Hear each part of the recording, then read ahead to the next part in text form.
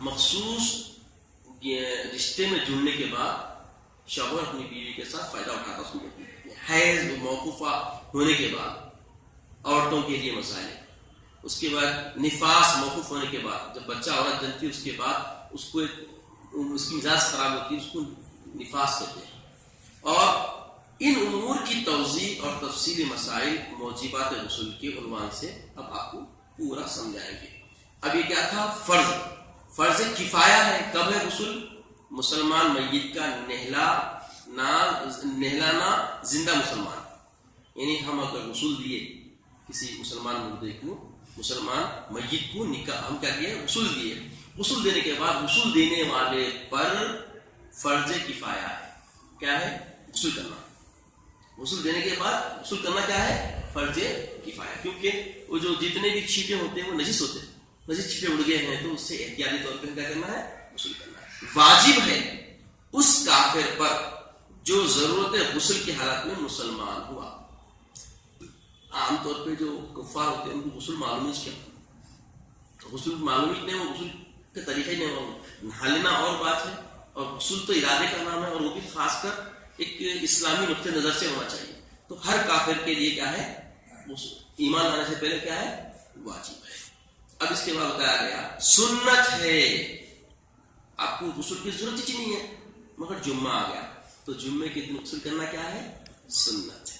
عید الفطر کا دن آ گیا، آپ کو فرض نہیں ہے، کچھ بھی سے معاملے نہیں ہوئے. جتنے نواقی سے غسل بتائے گئے جس سے غسل واجب ہوتا، جو امور بتائے گئے ایسے امور آپ سے سرزد نہیں ہوئے، مگر عید کا دن آ گیا تو سنت ہے. عید الاضحیٰ کے دن سنت ہے. احرام حج یا عمرہ کے لیے سنت ہے. حج کرنے والے کو عرفہ کے دن بھی غسل کرنا کیا ہے؟ سنت ہے.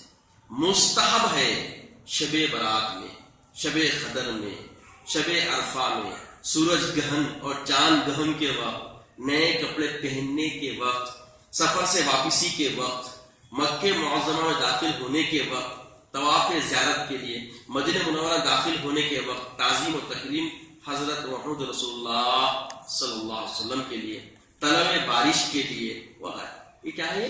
مستحب. یعنی جہاں جہاں جو امور زندگی میں بہت اہمیت کے حامل ہوں اور جس میں اذکار اور وظائف اور خدا کو رجوع کرنے اور خدا کو منوانے کے لمحے ہوں، ان لمحوں میں غسل کر لینا کیا ہے؟ مستحب ہے، اچھا عمل ہے. پھر بتایا گیا اسی طرح غسل کے صحیح ہونے کی مختلف شرائط بتائی گئی. پہلی شرط جسم کے تمام ظاہری حصے پر پانی کا پہنچ جانا. اب جتنا ظاہر دکھ رہا ہے باہر بس میں ہے، سارے جسم پر پانی کا پہنچ جانا کیا ہے؟ شرط ہے. اگر بال برابر جگہ بھی جسم سے خوش رہ جائے تو غسل صحیح نہ ہوگا، کیونکہ لگڑ کے مسل کے آپ کو غسل کرنا ہے. اور جسم پر ایسی چیز کا نہ ہونا جس کی وجہ سے پانی جسم تک نہ پہنچ سکے. مثلا جیسا کہ بتایا گیا کہ چربی کا ہونا، خشک موم کا ہونا. آج کل فلاسٹنگ باکس وغیرہ لگائے لوگ تو بون بول کے آتا، گر کے چپک جاتا جسم، اس کا نکالنا دور کرنا ضروری ہے. وہ ویسے ہی رکھ کے اگر آپ غسل کر لیے، یہ خطرہ بھی ٹکا بھی کہیں رہ گیا تو غسل نہیں ہوتا.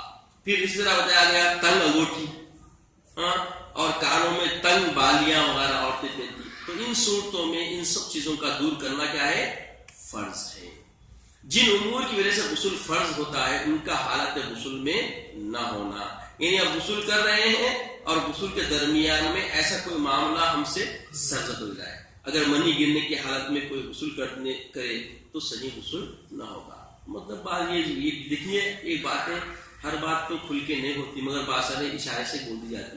یعنی بعض جو ہے نا فسق و فجور رکھنے والے، ذہان رکھنے والے، بعض کم وقت حمام میں بھی گندگی کر رہے ہیں. آج کل کئی پکڑے جا رہے ہیں، کئی ایسی چیزیں سامنے آ رہی ہیں کیونکہ ان کی بیماری سے معلوم ہو جا رہا.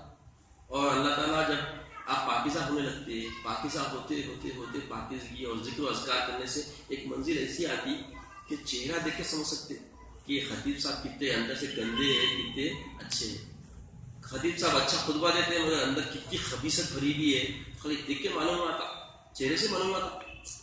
چہرے میں ایک قسم کی نہیں خدا پرستی اور نورانیت اور ایک الفت، التفات، ایک ماہیت پیدا ہوتی. بندہ اگر سے دیکھیے سنت رسول چہرے پہ نہیں رکھتا مگر چہرے پہ بال یا ایک اطمینان سا سرور دکھتا تو چہرے پہ محسوس ہوتا. یہ ایک آپسی ٹینشن سے ربط سب ہے. جب سچی ایمان کی نگاہ دوسرے پہ دیتے ہیں تو مومن کو الفت ہونے لگتی ہے. اگر ویسے گندے حرکتیں کرے کوئی بھی جا کے تو معلوم آتا ہے چہرے پہ رونق چلے آتی, چہرے سے رونق چلے آتی. تو یہاں تک بول دے کہ غسل کرتے وقت ایسا کوئی شارٹ, ایسی کوئی گندگی, ایسی کوئی پلیدگی نہیں ہونا کہ آپ ادھر غسل کر رہے ہیں ادھر صابن لگانے کے ایسے حرکتیں کر کے جو ہے نا ضائع کر دیں تو غسل صحیح نہیں ہوتا. ایسی صورتوں میں اس کو ان چیزوں سے کیا ہونا, پاک ہونا, پاکیزہ ہونا شرط ہے. اب غسل کے فرائض, غسل میں 3 چیزیں فرض ہیں. یہ شرائط ہے, یہ ساری چیزیں شرائط میں آتی. اب فرائض کیا کیا ہے؟ کلی کرنا, ناک میں پانی چڑھانا, تمام جسم پر پانی بہانا. اب کلی کیسا کرنا؟ تو پانی حلق تک پہنچے ایسا رہنا, اس کو غرارہ بھی اس میں شامل کر دیا گیا. کلی اتنی مزمزہ ہوتی پورا پھیران کر کے پورا پھیرا کے حلق تک پہنچانے کی کوشش کرنا. اور ایک خطرہ چلے گیا حلق میں تو اور اچھی بات ہے. اور پھر ناک میں پانی پوری نتنے ہوتے سامنے کے نتنے پورے صاف کرنا. اچھا اگر تھوڑا جلن ہوئے تک یہ ہڈی تک پانی پہنچ گیا تو بہت اچھی بات ہے. چڑھانا لا رہے یوں کر کے کھینچنے دیتے لڑکے چڑھانا اپنے اچھا اندر. اور تمام جسم پہ پانی ایک بار ڈال کے سر سے ڈالنا, پہلے ایک سر سے ڈال کے پھر سیدھے کندھے پہ پھر باہر کندھے, اس کے پورے جسم کو اچھا ملنا, پھر ایک بار کرنا غسل اچھا صاف ہو جاتا.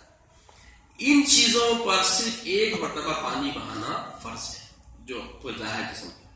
3 بار کرنا آئیں گا آپ سنت ہے. چلیے ان چیزوں سے اگر کوئی جگہ بال برابر بھی خشک رہ جائے تو غسل نہ ہوگا. چلیے توضیح اول, کلی کرنا بولے فرض ہے. پہلی کلی کیسا کرنا؟ کلی ایسی ہو کہ پانی تمام منہ کے اندر ہر جگہ پہنچ جائے. اگر کلی کے بجائے کوئی منہ بھر پانی پی لے تو بھی فرض ادا ہو جائے گا. کلی کا نہیں ہو جائے کرے کوئی پانی لے کے نگل لیے, کیونکہ کلی کا باہر پھینکنا شرط نہیں, لیکن احتیاط اس میں ہے کہ باہر پھینک دے. کیونکہ کیا ہوتا اب طبی اعتبار سے بھی ہے اور ایک نفسیاتی طور پہ آخری طور پہ آپ غور کریں. کلی کرنے کا مطلب جو سنت بتایا گیا طریقہ پھینک دینا. کیوں پھینکنا؟ اس میں بھی ہماری بلا ہے. کیا ہوتا اگر آپ کو آزمان آج دیکھیے, آپ نیند سے اٹھتے پانی اگر پی لیے تو پورے منہ میں گندگی رہی. یہ سانس کیا ہوتا نیند سے آتی ہے تو یہ بخارا بیگ آتے جیسا گیس بولتے نہیں, جیسا ٹینس سے پانی گیس میں آتے کیسی آپ کے منہ میں بدبو پیدا ہوتی. کہیں پیدا ہوتی وہ تو اس جسم کا نظام ہے, پورا گیس سے باہر جمع ہوتا تو منہ میں سگریٹ جمع ہوتا.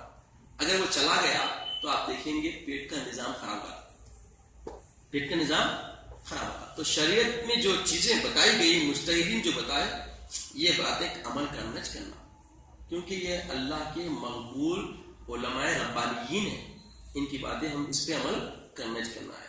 تو کلی ایسی ہو کہ پانی تمام منہ کے اندر ہر جگہ پہنچ جائے. اگر کلی کے بجائے کوئی پی بھی لیا تو کیا ہوگا؟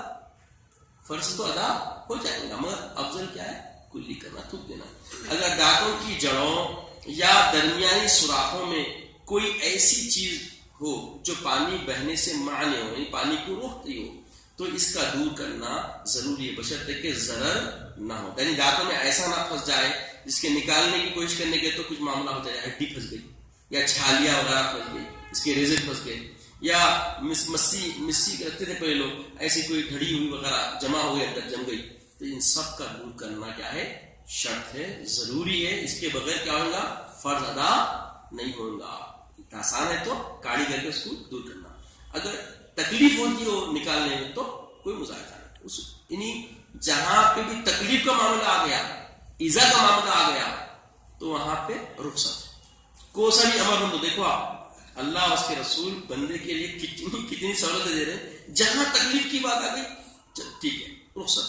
اب تکلیف سمجھ کے آئی ڈی بنا کے تکلیف بولیں گے وہ تو اس کے بارے میں کھلا ہے, اللہ کا امر ہے.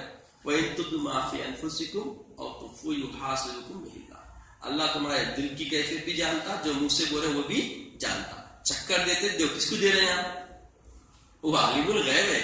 دل کے اندر دماغ کے اندر کیا چل رہا لوگوں سے جو چل جائیں گا, خطیب صاحب الو بنا دیں گے, مگر خطیب صاحب کے مالک کو تو سب معلوم خطیب صاحب کتنا الو بنا رہے لوگوں. پھر توضیح دوں, یہ پہلی تھی کلی کا معاملہ. اب ناک میں پانی چڑھانا کیا ہے؟ تمام ناک یعنی دونوں نتنوں، یہ نتنے وہ تو یہ پورے اوپر کے حصے پورے سمجھ رہے ہیں، نتنوں میں جہاں تک نرم جگہ ہے پانی کا پہنچانا فرض ہے. تو یہ پورا یہ ہڈی جو شروع ہوئی نا، یہ نتنے ہیں، دیکھیں آپ کو ہڈی شروع ہوئی، وہاں تک پانی پورا پہنچانا فرض ہے. ناک کے اندر جو میل ناک کے لعاب سے جم جاتا ہے جس کو چیپڑے بولتے ہیں، اس کو بھی جھاڑنا ہے. اس کے نیچے کی سطح پر پانی پہنچانا فرض ہے. اندر بعض لوگوں کو نہیں معلوم ہے کیا ہے، چیپڑے بھرے ہوئے خالی یوں کر کے چھنک دے کے نہیں، پورے چھنگلی کی چھوٹی انگلی ڈال کے پورا صاف کرنا اندر، ایک بھی چیپڑا نہیں رہنا. نہیں تو چیپڑا اگر رہے گا چھپکا تو پانی ناک میں پہنچتا صحیح نہیں پہنچتا. جیسے موم جسم پہ نہیں رہنا ویسے چیپڑے میں سے پانی بھی نہیں رہنا، چیپڑے کے نیچے پورا سطح بھی جانا ہے، لگنا جسم. اب یہ تھا سوم، تمام جسم کے ظاہری حصے پر سر سے پیر تک پانی بہانا فرض ہے. اب یہ تمام حصے سے مراد کیا ہے؟ اگرچہ بالوں میں گوند یا اور کوئی ایسی چیز لگی ہو، جسم کا ساتھ میں ملنا بھی فرض ہے. اور اتنی ملنا کا ایک ہے تاکہ پانی پورے جسم کو پہنچ جائے. اور ملنا ایک مستحب عمل ہے، اگر آپ خالی دال بھی لیے اگر پورا کچا ہوگا بھی تو فرض ادا ہو گیا، مگر مل لیے تو زیادہ کیا ہے مستحب عمل کے ساتھ کیا ہوگا، بال برابر کوئی جگہ خشک رہنے کا کوئی امکان باقی نہیں رہے گا، اس لیے تھوڑا مل لینا بھی بہتر ہے. جس میں سر کے بال